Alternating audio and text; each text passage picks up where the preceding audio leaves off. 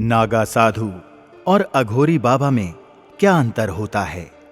दोस्तों, आपने कुंभ मेले के दौरान कई नागा साधुओं तथा अघोरियों को जरूर देखा होगा। ये नागा साधु कुंभ में बढ़ चढ़कर भाग लेते हैं। लेकिन क्या आपने कभी गौर किया है कि नागा साधु और अघोरी बाबा, जो देखने में लगभग एक जैसे ही लगते हैं, वास्तव में दोनों अलग अलग हैं। आखिर नागा साधु और अघोरी के बीच में क्या अंतर है? आखिर क्या खाते हैं वे?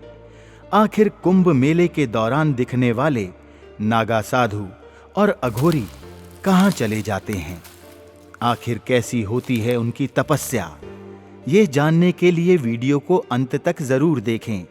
और अगर आप हमारे इस चैनल पर नए हैं तो इसे सब्सक्राइब जरूर करें।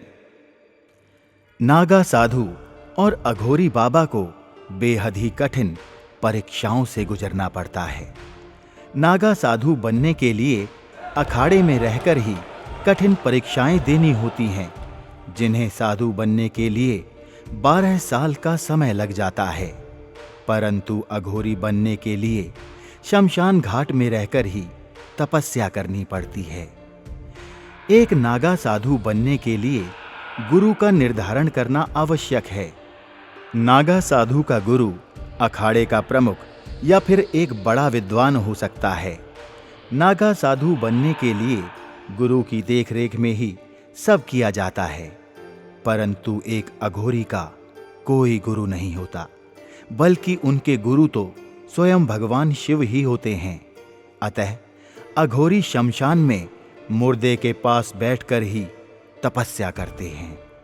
एक नागा साधु बिना वस्त्रों के रहता है, वहीं दूसरी तरफ अघोरी भगवान शिव ही की तरह जानवरों की खाल पहनते हैं।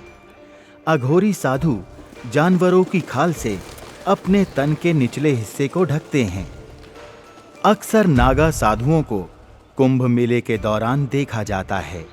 ये नागा साधु कुंभ मेले में भाग लेकर हिमालय की ओर चले जाते हैं। परंतु अघोरी बाबा केवल शमशान में ही नजर आते हैं। ये शमशान में रहकर ही साधना करते हैं।